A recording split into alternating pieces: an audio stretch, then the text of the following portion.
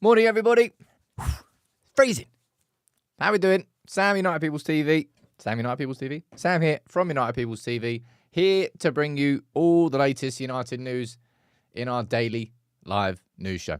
We're going to run through the latest on Marcus Rashford. His brother, his agent in Italy, has already held talks with AC, now held talks with Juve. Como are interested, Napoli are interested. Jeez. Seems like it's an Italian job going on for Rashford. I'll speak about that. Doing my hair. Sort my hoodie out. Anybody else cold this morning? As freezing this morning then. I don't know what accent that was. Anyway, we'll also speak about Casemiro and his exit. We'll speak about left backs, Kolo Muani, Alejandro Garnacho, a couple of youngsters who were training with the first team yesterday ahead of Arsenal. Results yesterday. And as always, you'll fire any comments, any questions, and I'll answer as many of them as I possibly can. Let me see who's here from the mod and the member game, because I'm sorting out the mods. Stephanie, I'm not sure if you were a mod last time, but you've been here plenty. And you're always reliable. So I've made you a mod. Good morning to you. Ian, you're there as well. Klein, I made you a mod again this morning. Carl, you're there as always. And Alex, nice to see you there. From the member gang, we've got Ryan, we've got Steve Brooks. How you doing, buddy? I've seen your email, by the way. I will reply to that. I'm not being rude. I've just been a bit busy, as you can tell. Ricky, good morning to you. Mr. Anderson. Man, The Matrix is old. The first Matrix came out in like 1999. I loved that film. Enter the Matrix was a great game as well. Anyway, I digress. Let's get into the show. It is freezing. God damn. And we watched footy last night. It's a real shame, isn't it? It would be a real shame if Liverpool's season started to go in the other direction after our 2-2 draw at Anfield. It would be such a shame if that was to happen. But Spurs winning 1-0 last night. Bergvall, I remembered his name. Come on. Anyway, he scored the winner. They were pissed off that he didn't get a second yellow. It's a 1-0 lead, and it's a League Cup semi, so realistically, you're probably putting Liverpool down as favourites still at Anfield. But I'll tell you what, it would be fun to watch the League Cup final if it was Newcastle against Spurs. Like two clubs. When was the last time either of them won a trophy? Was it Spurs in like the 60s? And then Newcastle must have been, I don't even know when. When the Matrix came out, United were treble winners. Man, what a year 99 was. Matrix coming out and United winning a treble. What a year that is. Anyway, enjoyed that last night. How badly, there's a couple of things I want to speak about before we talk about United. How bad did West Ham do in replacing David Moyes? Spurs was 2008. There you go. Anyway, I think that would be enjoyable. As a neutral, I would quite like to watch a League Cup final between Spurs and Newcastle. 1955. Mate, it's no wonder Geordies are just angry people. 1955. Come on. Anyway. West Ham, they replaced Moyes with Lopetegui, and that did not work at all, even slightly. Graham Potter, I'm interested to see whether it works or not. He made it was such a clear, was it from Swansea that Graham Potter went to Chelsea? Can't quite remember. I think it was from Swansea. If he had any sort of good advice around him, they would have told him not to go to Chelsea. But he did, and it didn't work, and he got sacked and lost all of his reputation as a consequence. Let's see what goes on there. Now, balls. City are definitely looking to make January a busy one. You've got Omar Mamouche, who plays for Eintracht Frankfurt. They're getting linked with, was it Brighton? There you go, from Brighton. Was he at Swansea before Brighton? I might have just made that up. I just made up the fact that Graham Potter was manager of Swansea. I might have done. Anyway, Anybody who should have advised him would definitely have told him not to go to Chelsea. Anyway, looks like City are trying to sign Marmoush as a winger, Kuzanov as a centre-back, and also another centre-back. So apparently, yeah, good. I thought Graham Potter managed Swansea. I don't know why I just forgot about Brighton. But it looks like City are going to try and make 3 signings in January, which, let's be honest, will come as absolutely no surprise given that they've... How many games did they go without winning a game? Was it 12, 11? I can't remember. It's a lot. Swansea, Brighton, then Chelsea. There you go. If you ever go to a pub quiz and you need to do Graham Potter's career path, Swansea, Brighton, Chelsea, West Ham. There you go. Fun fact. Anyway, looks like City are trying to make this a busy transfer window. And very randomly, before we speak about Rashford now, Enzo Lefebvre. Enzo Lefebvre? I think it's Enzo Lefebvre. 12 games City didn't win. 1 win in 12. Anyway, Enzo Lefebvre is joining Sunderland. Now, you remember, well, you might not. I do. I can't remember. Was it Jonathan Johnson? I think I had on this channel once when we were linked with Enzo Lefebvre a while ago. And I remember speaking to him and he said, look, technically he's got a lot of strengths on the ball, but there's quite a bit of his game which is unrefined. And it's just interesting to see that it's gone from Enzo Lefebvre being lit. I suppose this is what footballers do. Some footballers follow through on the hype that's around them and others kind of sort of disappear. So to go from being linked with United and I think it was linked with Liverpool as well, going to Roma and now going to Sunderland, probably good. Well, it's a very good signing for Sunderland, but it's just a bit random. Very random indeed. Anyway, let's move on and let's speak about today's top story. Marcus Rashford. As much as, and I honestly do believe this, as much as I want United to make signings in January, like we need a new left back. And I think we need a new attacker. For me, the most important thing for United in January are the exits. In terms of the long-term stability and strength of this squad and the club itself, exits are more important than signings in January. In the short term, the signings are the most important because we need an improved squad for the second half of the season. But moving Rashford on is hugely important. Akash, I agree with you down there saying it really is sad that it's ending this way, but it is ending this way. Rashford made a choice with that interview. Rashford made a decision to tell Henry Winter, I'm ready for a new challenge. He had obviously, in his mind, he had reached a point where he wanted to say that. Maybe he knew more behind the scenes. United had already talked to Rashford. United had already talked to Rashford's agents. We don't know. But it's gone down this way. And I'm going to do a quick synopsis now and a run through of what's happened with Rashford. And I'm going to do this for my lunchtime video as well because there's more to it. I see someone sent a super chat there saying, Todd, how you doing, buddy? Saying, good morning from California. Rare moment when I can catch the live show. Best channel. Cheers. Thank you very much, dude, for sending the super chat. And I hope you're doing, well, I hope you're safe. What is it? Is it the wildfires going on in LA right now? Is it like, I swear it's like 100 mile an hour winds. And it's hitting like the Hollywood Hills. Man, wildfires. I swear they happen. Well, global warming isn't a thing. Everyone knows that. Obviously, climate change is not a thing. But yeah, the wildfires every single year just seems to be getting worse and worse and worse. So I hope you're doing all right. Kevin saying Rashford's heart's not in it anymore.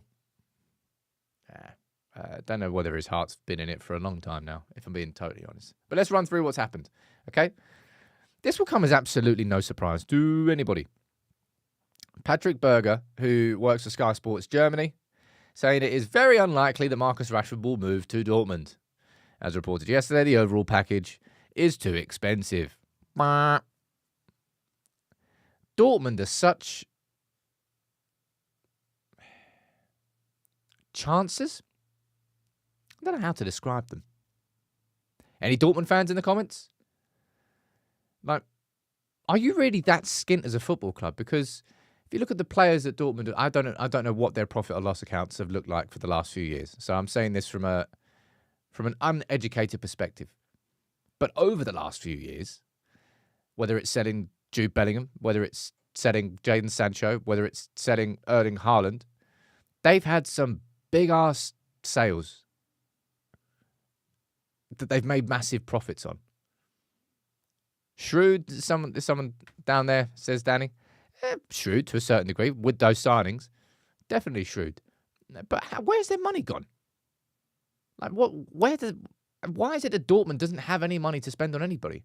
I don't even know who is their most expensive signing ever. That'd be a fun game to guess. Don't know why I'm thinking Sebastian Haller. Let's have a little look. Dortmund's most expensive signing ever. Dortmund's most expensive signing.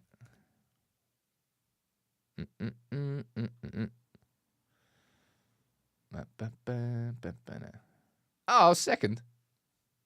I didn't do too bad. Ousmane Dembele. 35 million. There you go. Fun fact.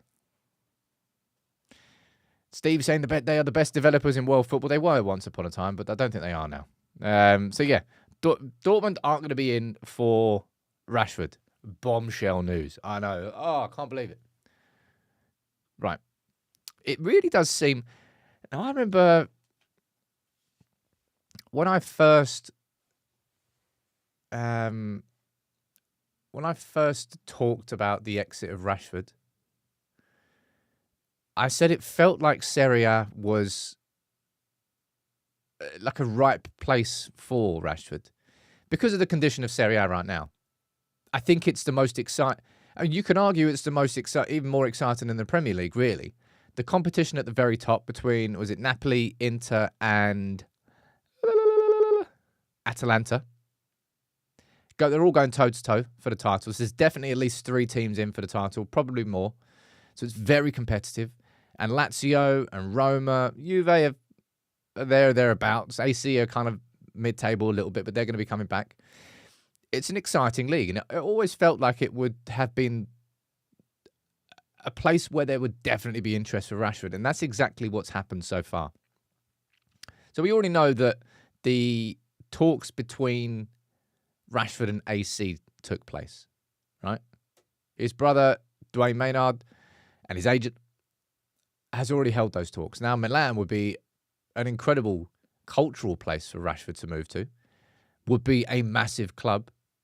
Incredible. I think of all the European stadiums, I'll ask you a little question here randomly.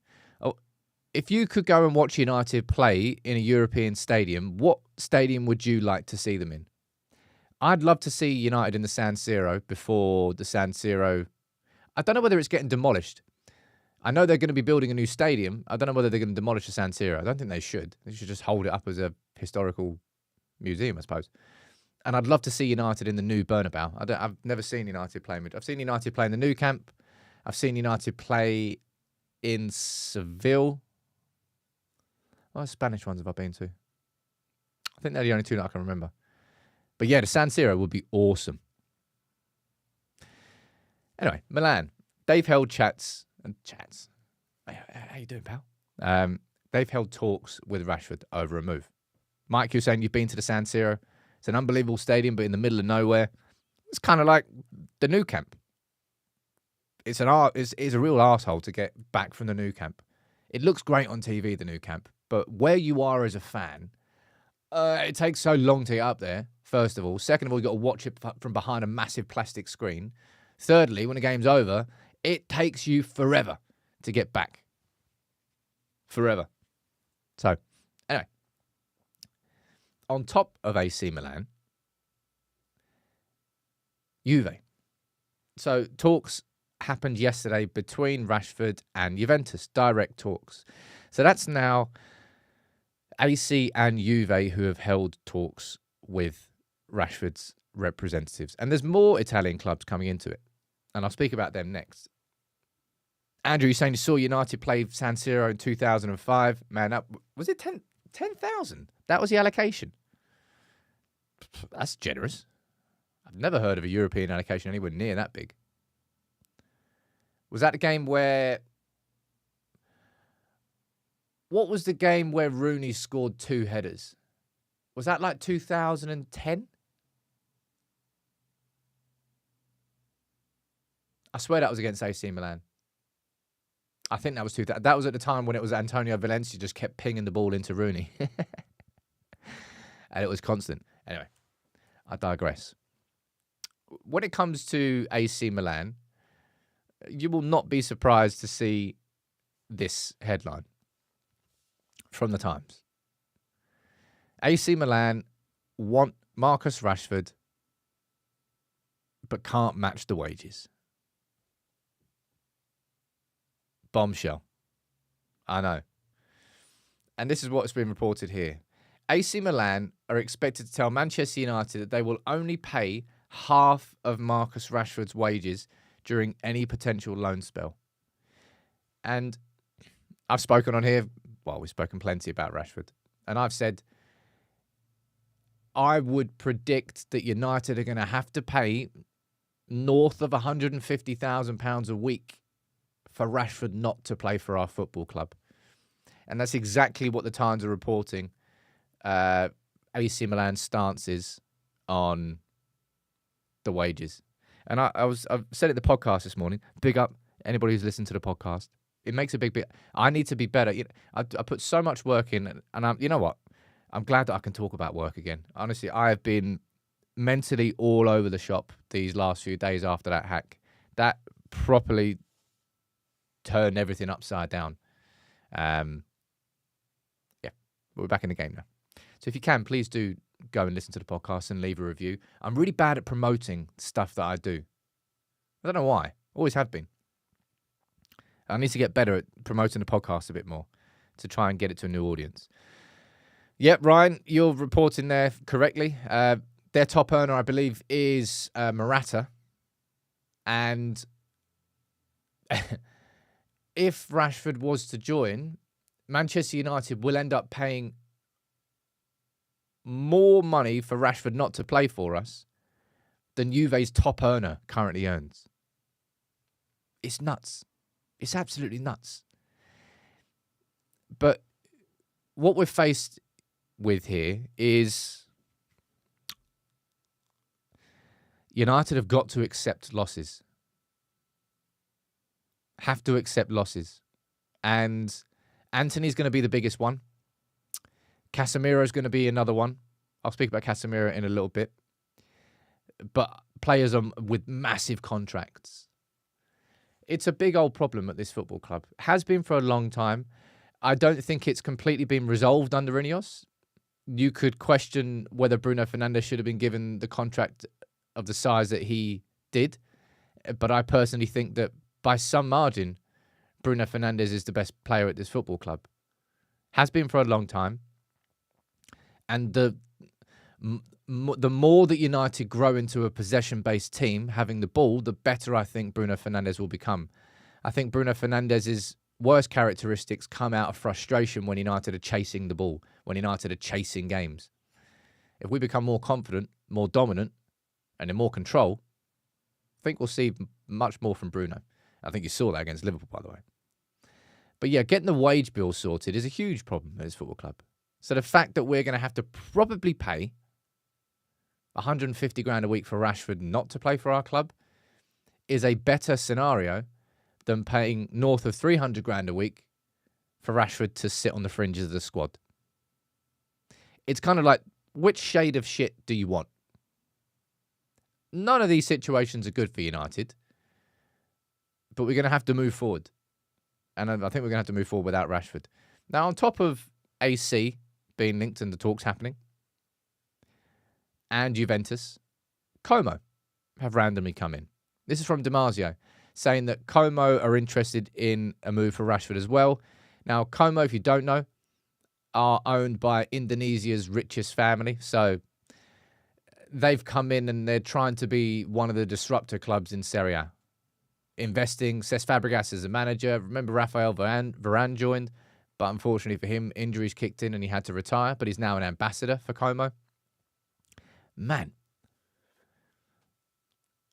imagine if you talk about like life shifts, because we as fans, and we'll never ever take this into consideration, but a tough side of being a footballer, if you move clubs, is you're moving country, you're moving city. Sometimes you're having to learn a new language. You're taking your whole family. It's a big shift and a big move. Como? Yes, please. Milan? Yeah. Two really cool places to live. Now, the Como story has sort of been played down a bit by sources close to Rashford. That's what Fabrizio Romano is reporting.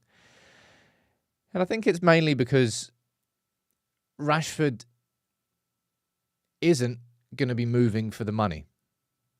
I mean, he doesn't need money. Like, he's been on north of 300 grand a week at United now for a while. Money isn't the motivator. If money was the motivator, we know exactly where Rashford would probably already be. He'd be in the Saudi league. He'd be earning north of 600 grand a week. He would go over there and be one of the poster boys for the Saudi PR campaign. But he isn't. He's not going over there because he wants to get back into the England squad. And the only way you do that is by playing for a top-level club. So I wouldn't be surprised if the Como stuff just kind of gets pushed to one side. But AC are already in talks with him. Juventus are already in talks with him. And I would predict that Napoli is going to have talks with him as well. And the Napoli one's an interesting one. Obviously, the Osimhen conversation comes up. Osimhen's got no future at Napoli. That's all turned extremely sour through what the failed moves, the agent talk, blah, blah, blah, blah. He's at Galatasaray on loan right now, isn't he? So I wouldn't be surprised to hear maybe today, maybe tomorrow, talks with Napoli that are happening. So that'll be three of the biggest clubs in Italy. And Dortmund's pulled out currently, so it seems like an Italian club is where he's going to be going. Maybe see what you're saying down here. Marcus's agent will be greedy for money. Yeah, all agents are greedy for money, man. They all get huge payoffs. I do wish that you could implement some sort of universal rule of the most that an agent is allowed to get from a deal, or maybe a percentage. I don't quite know, but it's frustrating. Lyle, you're saying Rashford is willing to take a pay cut. I don't think Rashford is willing to take. Well, I don't think Rashford needs to take a pay cut for this January loan move because United are going to subsidise the move. It's the only way it's going to happen. After this season ends in the summer, that's when talk of a pay cut will have to come for Marcus Rashford, and he'll have to. He's on a massively inflated contract. The most that Rashford, I think, can realistically hope to get from any reasonable club past this season is somewhere in the region of 150 to 200k. And even that's a big contract, especially given that AC Milan's highest earner is Morata on around about 150. But let's see what happens, okay? Quite a fair bit has happened this week. There was somebody at the start of the show saying, I think it was John, saying, can we just get this Rashford saga done? I'm bored of it already. I personally think it's actually moving quite fast. Given that it's all been a bit of a shock to a few people and kind of how it developed and unfolded and happened in real time. This week, it's really kicked on from the start of this week. And this is when I sort of returned from my break. Well, I don't know whether Rashford's agents and all that jazz were having a break, but it feels like it's moved quite a bit this week.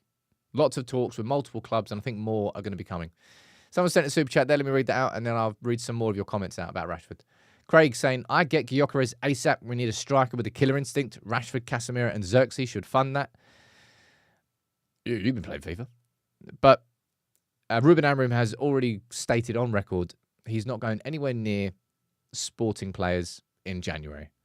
He will be a man of his word, and he will not undo the years of work that he put in becoming like an icon and a hero for that club, simply by undoing that to chase their striker in January.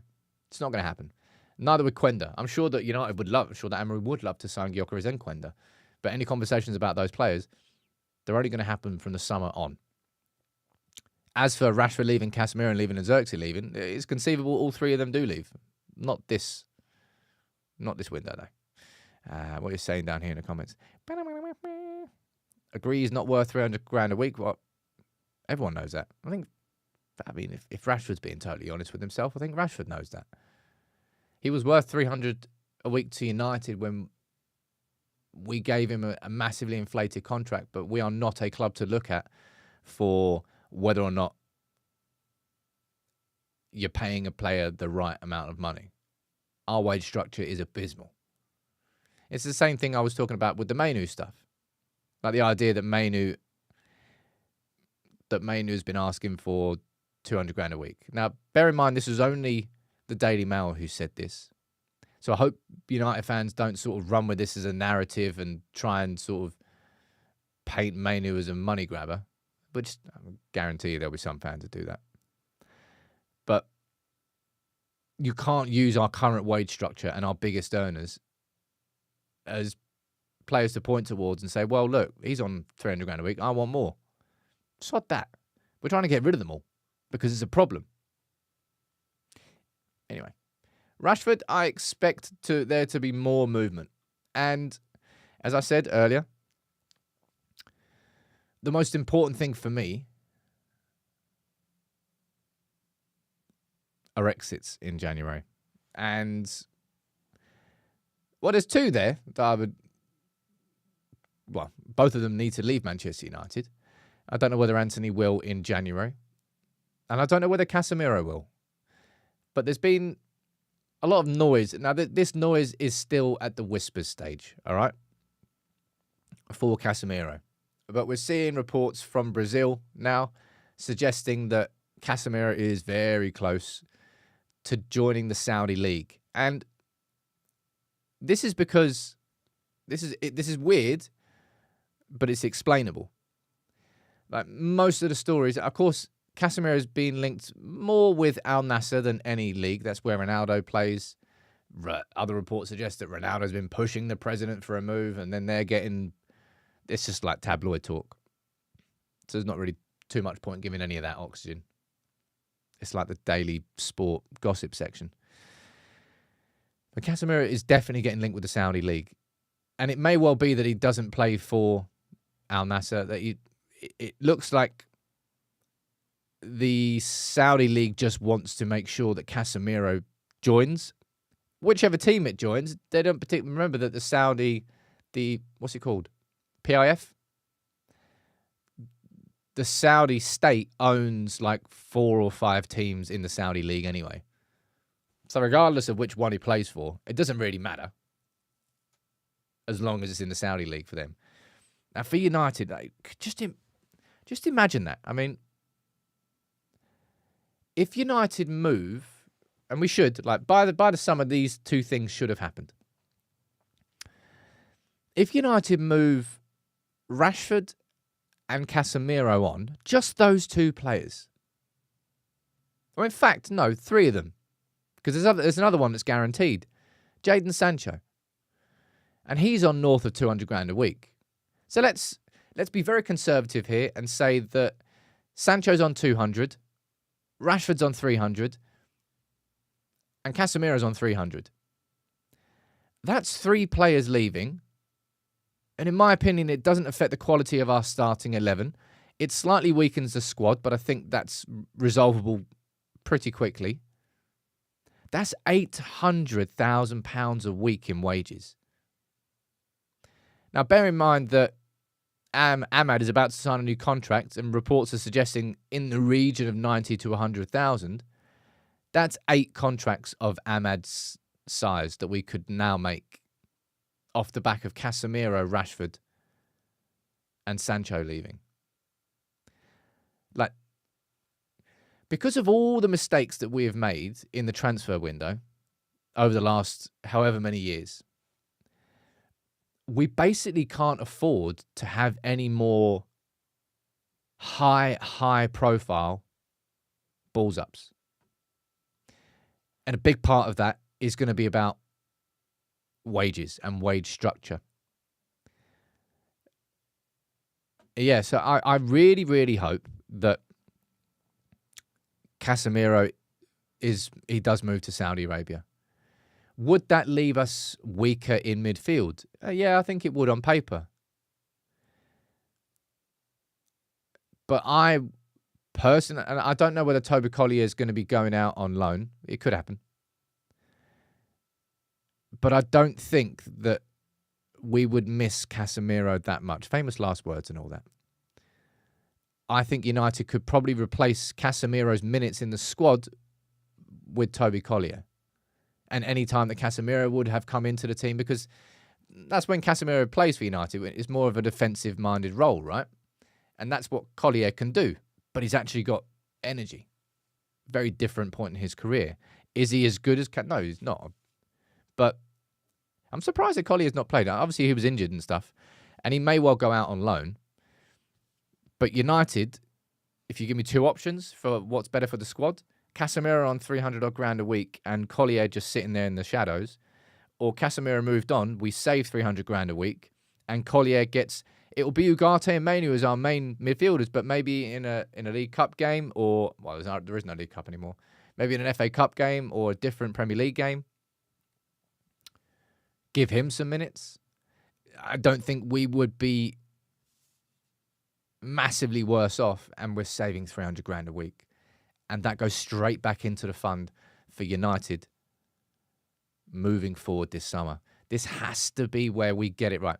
And because we're right at the point now, when it comes to the squad, where we're realistically going to be getting rid of probably 75% plus of our top earners.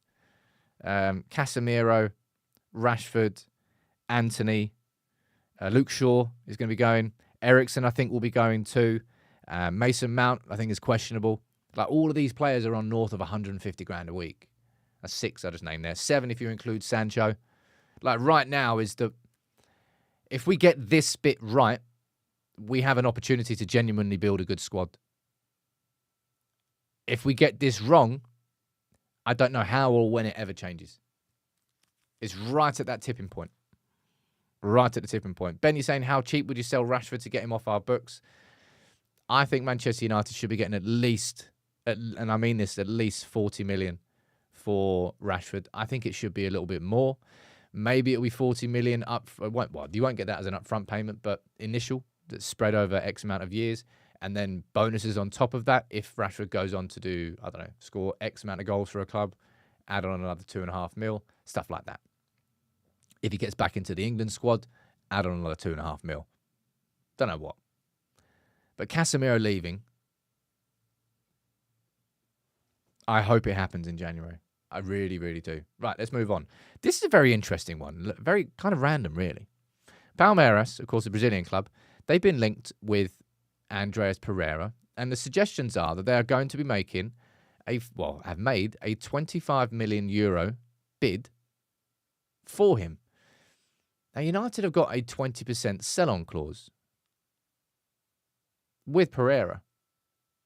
So, quickly do the maths. If he was to be sold for 25 million, United would get 5 million euros. That would certainly be nothing to sort of turn your nose up at. That could be really good. That could really help United. So, certainly one to watch out for. That could be a little cheeky backup. But this is what United need to do. Over the next few years of players that we sell on that may well still have the ability to improve and become more valuable further down the line, you build up this sort of like catalogue of players that you might get percentages from buyback clauses. City got loads of them. So that's going to be an interesting one.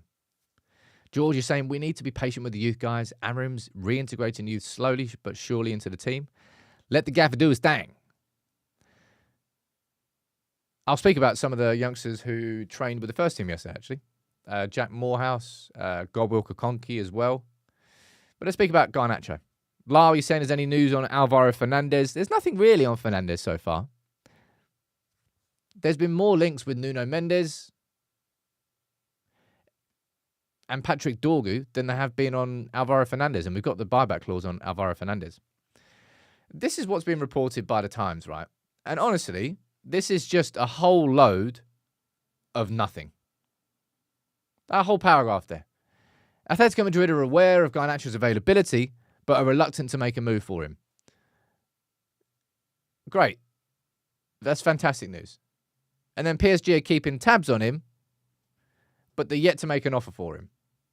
Oh, great. Okay, well, you've nailed that story then. Thanks very much for that fantastic update. Not. United are not going to be actively looking to sell Garnacho or Mainu or any player like that. Yeah, Alvaro Fernandez did score last night. Benfica won 3-0. Off key saying, I don't think he's strong enough physically. Look, everyone's going to have their doubts about players. We will never make a signing that will never have doubts. But people had doubts about Ugarte. And they were wrong. Would people be wrong about Alvaro Fernandez? Don't quite know. But it's going to be one to watch. It's just... Garnacho's not going anywhere in January, nor should he. Come the summer, if a huge offer comes in, I think United would consider it. I certainly don't think they'd reject it out of hand. I still don't think Garnacho goes anywhere in the summer unless there's a huge, huge offer. Just personal opinion. We'll find out though. In terms of left backs, Nuno Mendes is somebody that we've been probably linked with the most. I think he'd be the most expensive one that we could sign. If you've got, like, the price-wise, you've got Nuno Mendes, you've got, Theo Hernandez, if you tried to sign him from AC Milan, would probably be about the same amount. Those two would be the most expensive, and with Milos Kerkez as well from Bournemouth. You're talking like north of 40 million for all three of those. I think value for money-wise, it just doesn't make sense. And we're going to have, like, we need more Mazraoui signings, man. I'd love for United every single season from now on to find some sort of 10 to 15 million bargain who comes in and you think, it would be good to have him as a squad player. And then you're like, Christ, he is way better than I thought he was. What an incredible signing that is. But Nuno Mendes, I don't think, is one of those players. And I'm not just saying that because he had a massive hamstring injury. I'm just saying that I think in the market, it's quite busy. I would rather United look for someone like Patrick Dorgu, who was probably going to cost someone the 25 to 30 million region, than someone like Mendes, who is realistically going to cost somewhere in the 40 to 60. Of course, Jonah, you're down there. Alvaro, 16 million. From a value perspective, I've already said this. United could conceivably, and this would be quite harsh on Alvaro Fernandez to do this, but it would certainly help Manchester United as a club. We know we could sign Alvaro Fernandez for 16 million in January, buyback clause, done and dusted. Bring him back in. And if it works, brilliant. We've got our left wing back sorted. If it doesn't work, we just sell Alvaro Fernandez in the summer for more than the 16 million that we've just paid for him. We make a profit on him. We won't be able to get a buyback clause at that point. But at the very least, we've tried to improve our squad for the second half of this season. So I look at the Alvaro Fernandez one really in a no-risk fashion, because the accounts, the PSR accounts, the deadline for it is the 30th of June, isn't it? I think it's the 30th of June. So as long as United signed him now, but made sure that if we were to sell him, that he was sold by the end of June, then your books are totally fine. And it's horrible that I'm speaking in this fashion, but this is how Manchester United are going to have to think, because we're so skint.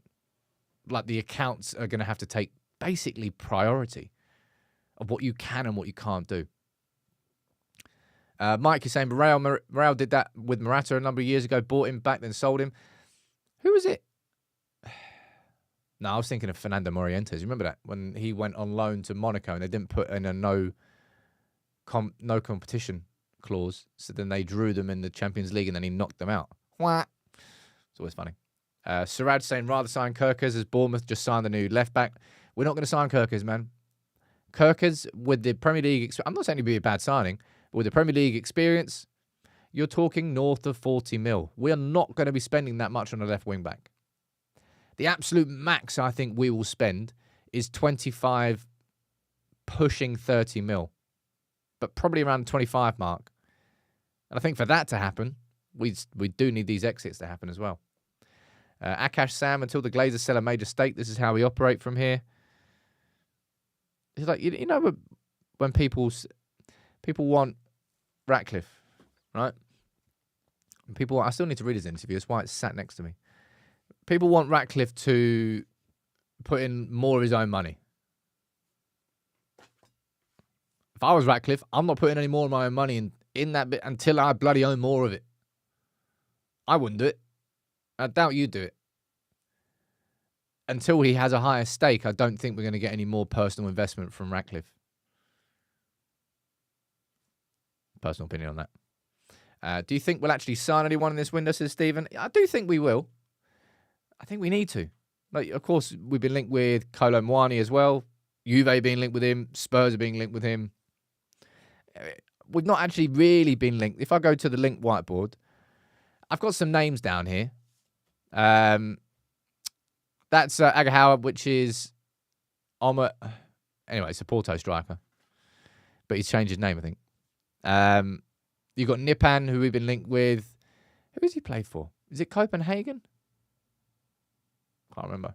Awesome, who we've been linked with. Evan Ferguson is one to sort of have a little random thought about, because apparently he's going to be available to get on loan from Brighton. But seeing as... No, it's not Brighton, it's Bournemouth that just had all the injuries. I think Danny Welbeck's injured right now. Evan Ferguson could be one to watch. I don't really know. Rosenberg, there you go. Swing and a miss there. But Kolo Muani is the only one right now, attacker-wise, that we've been linked with to the point of having a conversation about. Let's see what happens and develops, though, because I'm sure there will be more. Speaking of attackers, Stephanie down there, thank you very much for chasing it. Everyone drop a like on the video. Missed the camera there completely. Makes a big, big difference. It really, really does. But Ahmad, all right? Today should be a fun day because we are going to get, maybe we'll get the photos today. I don't quite know. But Ahmad is going to be signing his new contract until 2020-30. Pen to paper is going to be happening today. I love Ahmad. I think it's a real story of resilience, I suppose. And resilience is so important in anything in life, really. But especially in public positions where you're going to get the scrutiny to the nth degree, let alone as a Manchester United player where it goes up another notch. He's earned his chance and he's earned his new contract. Now, what I think that will be interesting to watch is it kind of feels like, did I say 2023? I don't know. What did I say? 2030. Anyway. 2023. That's a long ass contract. Anyway, 2030. I think this contract is probably going to be held up now for other players by Manchester United to say, right, well, Ahmad signed this. These are his terms. There's no point you coming to me. Like if I'm Omar Berrada and Kobbie Mainoo's representatives are coming through the door talking about negotiating a new contract, there's no point you coming to me and pointing to Casemiro's, Jadon Sancho's, Antony's contracts and saying, well, this is what this player's on. Our player is worth as much and is as valuable, so we want that. There's no point you doing that. That is a contract that was given out by a previous administration. That contract was a mistake at that size and that length. The contract that I will point towards is Ahmad. This is a player who has proven himself, has come through, and is now one of the most important players that exists under Amorim moving forward. This is the level that we will be looking towards. And you can also look at the signings that we made this summer in Ugarte and Yoro. And there's no point looking towards all the errors that have been made before, because you can if you want. You're not going to get anywhere because that's a problem. This here is where we're moving forward from now. Now, if you don't agree with that, then it's going to be a problem. And this is something that, like, I fully expect this, by the way. When you're going to go through a shift in terms of the wage structure that we are about to go through, massive, like with the huge earners that we are on, there's going to be some casualties. There's going to be some players that fall out with United. A bit like I said this yesterday, but a bit like Ander Herrera was one after the Alexis Sanchez contract. Because of the size of the contract, he could reasonably ask for it. Didn't get it, left the club. Not every United fan wanted him to leave. I think there's going to be some injuries, some casualties on Man United resetting our wage structure. There's going to be some players who are pissed off about it, that think they can earn more elsewhere, and maybe they can, and they go elsewhere. And we will lose some players that maybe we don't particularly want to lose. But ultimately, we have to stay firm to a new wage structure. It's a big problem at the club. Massive, massive problem at the club. Right? So let's see if details come out about how much Ahmad's going to be on. But I would guesstimate somewhere around the 100k a week mark. And what I really hope is built into it, I hope it's, say, for example, 90 grand basic. I'm completely making these numbers up. I wish it was something like 90 grand basic, but it can rise to 150 grand a week if we win the Premier League, if we win the Europa League. Or you get a big bonus at the end of it. All of our contracts from now on have to be reasonable base level, big bonuses that are performance related. Because you need to incentivize, these players need to be incentivized in every which way that they can be. And if money is part of that, then do that. And that's probably not what they did before. It was probably massive wages up front guaranteed just because you're a United player. Get that bonus structure put into it. And all of this is going to be taking United in the right direction.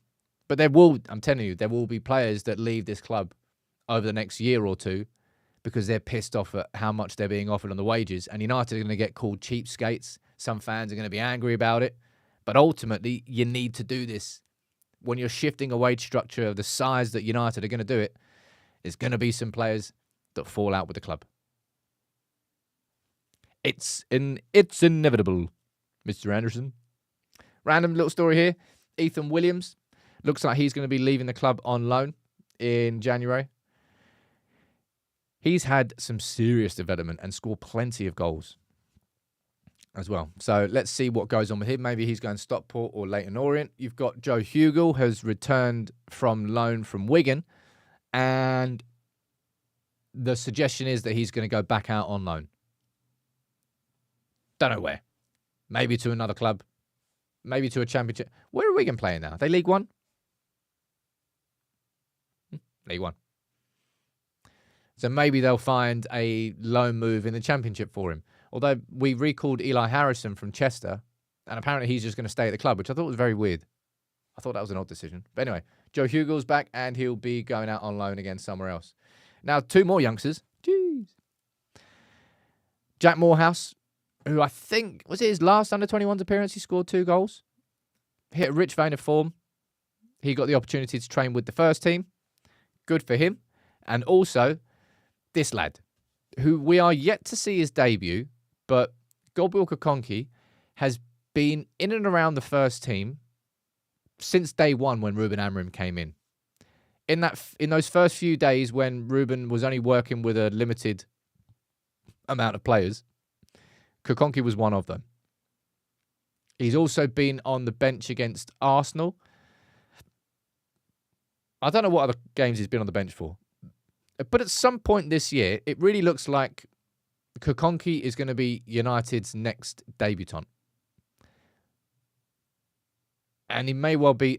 Amorim hasn't given a debut yet, has he? I don't think so. I think I remember if he does. Anyway, We know who he is. He's a 16-year-old. He plays left centre-back. He plays left-back. It's a key weakness that we've got inside this squad. And he's just being given the opportunity to keep training with the first team, to keep learning. He's been involved in a matchday squad against Ipswich, Amrim's first. And then, he travelled. He wasn't part of the actual matchday squad against Ipswich. But then he was part of the matchday squad and he was on the bench against Arsenal. I think there's been other ones as well. One to watch, for sure. Maybe Arsenal in the FA Cup. It's a really good time to play Arsenal. It feels like Arsenal and their fan base are right on the edge of just going peak Arsenal fan TV again.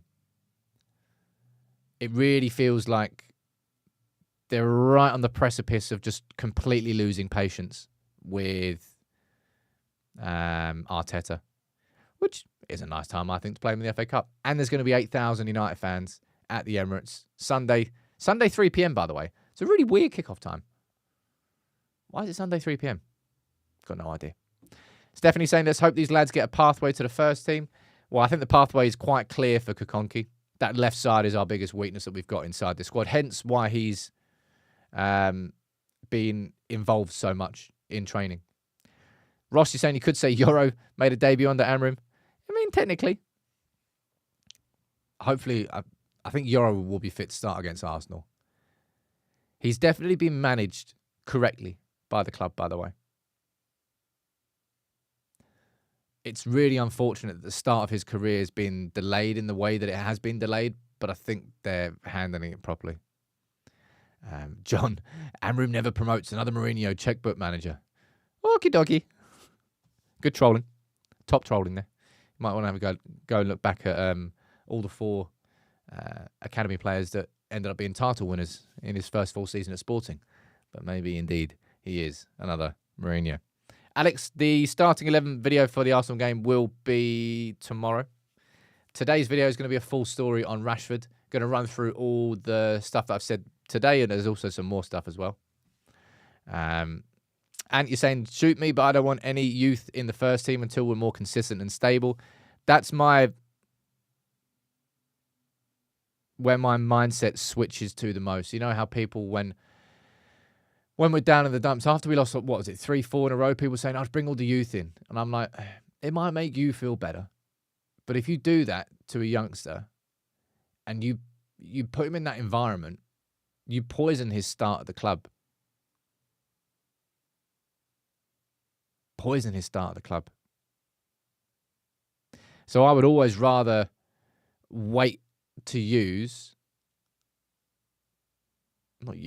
wait to give a youth team player the opportunity to make a debut at the right time. Now, after this Arsenal game, by the way, I'll end on this. We've had a tough run of fixtures. We've had a tough run of fixtures over the festive period. This is what we're looking like moving forward, right? We've got Arsenal on Sunday. Then we've got Southampton at home in the league. And they are crap this season. Then you've got Brighton at home. Won't be an easy game, but Brighton are certainly not at the same level as they were when we played them early this season. And we've got Rangers in the Europa League. Fulham away won't be easy. Hopefully Pereira sold. Steaua Bucharest away. Then you've got Palace at home. So like if you look at 1, 2, 3, 4, 5, 6. It's a good run of fixtures we've got coming up on paper. Not that that means anything. It depends how United are playing. But let's see. All right. I'm going to wrap that up for today. Thank you all for tuning in. The Rashford story is definitely the big main story. Rashford and Casemiro. If United can find moves for both of those, I think I consider it a successful transfer window. From an exit perspective, we also need a left wing back and ideally an attacker. So I think if we can get 4 transfers done, 2 in, 2 out, I class it as a success. Anything on top of that, I think will be a Brucey bonus. But thank you all for tuning in. Please do drop a like on the video now. It takes 2 seconds. And I know so many of you watch the video every single day and don't like the video. I don't know if it's because you're like maybe watching it on the TV, it's difficult to do. But if you can, drop a like on the video. I will see you tomorrow and I'll see you at lunchtime today, as always. Take it easy.